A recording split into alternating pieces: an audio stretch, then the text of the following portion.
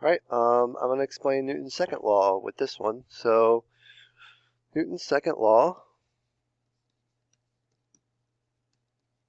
there's definitely a word version of this, meaning, I could write out like a paragraph or a sentence or two explaining this, but basically the easiest way to understand Newton's second law is this. The sum of the forces is equal to the mass times the acceleration of a system. Or, a nice way of looking at it is like this as well. The acceleration of a system is equal to the sum of the forces on it divided by the mass. The reason why I like looking at it like this way is because when you look at the equation this way, you can really see that in order to accelerate an object, we have to apply an unbalanced force, and the bigger this becomes, the bigger the acceleration becomes. However, I need to divide that force by the mass because the mass is related to inertia, and that inertia is going to resist an acceleration. So the bigger that mass becomes, the slower my acceleration will become. And this was two of the conclusions that we got from our modified Atwood's machine lab, that when you added mass to the cart, you slowed down the acceleration. That's what this part is talking about. And then when you added mass to the hanging mass, that sped up the acceleration. And so together we created this, Newton's second law.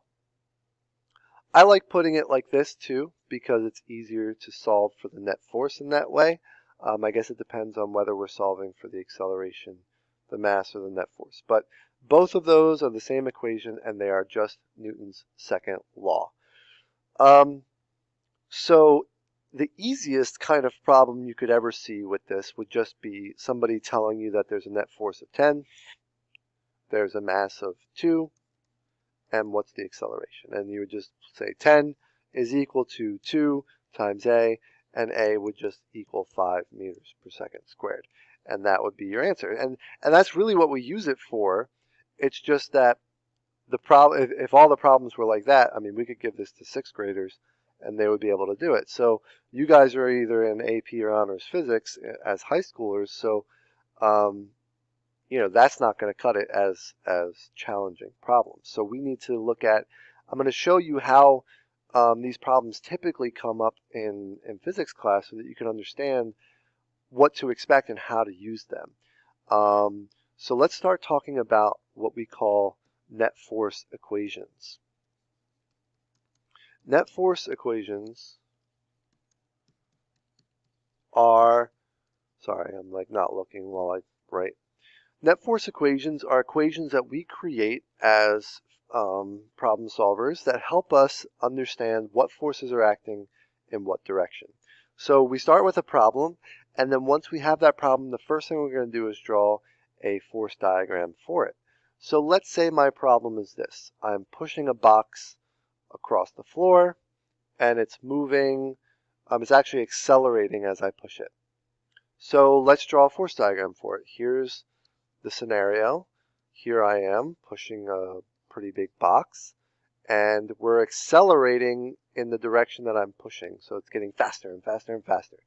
So here's my force diagram. Gravity is pulling down on the box.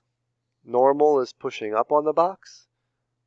I'm applying a force to the right, and there's probably some friction because I'm not pushing this box on ice, and maybe it's on a regular floor or carpet or something like that. When I draw these forces, you can see that I make these look equal to each other because they should be. Why should they be? Because I'm not accelerating, and this goes back to Newton's first law. So if I look in the y direction, I'm not accelerating in the y direction, so that must mean my forces are balanced in the y direction. So the normal force in this case is equal to the gravitational force. Then if I look left and right, I'm pushing to the right, friction's pushing back on the box, and the friction isn't bigger than the applied force because I know that my unbalanced force must be to the right because my acceleration is to the right. And that again is from Newton's first law. So this video is supposed to be about Newton's second law, but you can already see that if you don't understand Newton's first law, you're going to get caught up with this too. So Newton's first law says if this object is accelerating, there needs to be an unbalanced force that's causing that acceleration. And so that's why we have applied force being bigger than friction. So here's the thing. We write this out. This is Newton's second law. We say net force is equal to the mass times the acceleration. And the net force equation part is this part.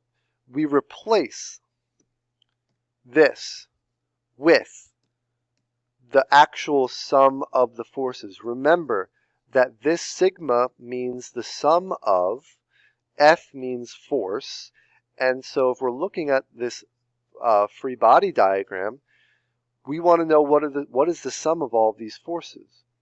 Well, we don't have numbers for them yet. I didn't make them up yet, but we can do it without numbers, right? We just say, what is the sum of all these forces? Well, I have applied force going to the right, friction force going to the left.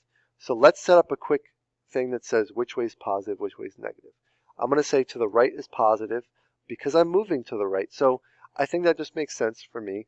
And then I'll say going up is positive. So that means left is negative and down is negative. So what I do is I sum the forces. Well, in the y direction, they cancel out and they're 0. So let's say sum of the forces in the y direction is just going to be normal minus gravity. But guess what? They're 0, and I don't really need this for the problem, in this particular problem. So you don't have to do that, but it's just good to see that the sum of the forces in the y direction equal normal force minus gravity, which is going to equal 0. But I do want to know what they are in the x direction. So that's the sum of the forces in the x direction must equal. And because applied force is positive, I'll put that first. And then I subtract the friction force. And I know that the sum of the forces aren't going to equal 0 because I'm accelerating. So instead, I'm going to say that they're equal to mass times the acceleration because that's Newton's second law. That's how we use Newton's second law to determine what kind of things are going to happen to this system. So if I were to give you some of these values, like let's say for instance that my applied force is 100 newtons and my friction force is 20 newtons, just to make things easy, and my mass is 5 kilograms, I could go ahead and solve for the acceleration. I would just say that the applied force is 100. Friction is 20. Mass is 5. And acceleration is what I'm looking for. So 80 is equal to 5 times A. And 80 divided by 5 is going to give us 16. So my acceleration in this case is 16 meters per second squared. So this is more of a complex kind of way to solve a problem. This is still an easy problem, to be honest with you, but you can see that I'm using, these are my net force equations, and I have one in the x and one in the y, and that's typically what we do in using Newton's second law, is that we set up an equation, and this equation is specific. That's the other part. Like a lot of times my students, they want to memorize, like Fn minus Fg is always 0. No, not necessarily. In this particular instance it is, but that's not always true. So instead of memorizing these net force equations, because you can't, because there's infinite amount of problems that you could do, you have to create them by looking at the force diagram. So these equations are specific to the problem. So we could do a whole different scenario where we could be accelerating in the y direction and maybe there's an applied force in the y direction and tension, and that would change all the forces that are in that box, and that would make things a lot different. So that's the biggest idea there. Some concepts that you might see Newton's second law in is first of all, just like things like if you double the mass, what happens to the acceleration? Well, you look at Newton's second law, and if you double the mass, then and you keep this the same, then the acceleration is going to half, right? So if this is doubled, then this goes down by 2 times, which would be half, all right? That's something that comes up a lot. So if you double the net force, how does that, and keep the mass the same? So if I do that, then that also is going to double. Those are the two relationships. It's proportional. So net force and acceleration are proportional, and mass and acceleration are inversely proportional. So that just means so that just means when I double the mass, the acceleration halves, right? If you double the amount of selfies that you post, your followers, your likes will halve because no one wants to see all those selfies of you. If you double the amount of interesting content that you post, the acceleration will double. I'm mixing my metaphors here, but you get the idea, hopefully. If you double your force, you double the acceleration. But if you double your mass, you halve your acceleration. So there are a lot of problems that are kind of asking questions like that sometimes, where you don't even have to do any calculations necessarily. You just have to kind of think about that. So I think I'll leave it here for Newton's second law. Those are the main ideas for that.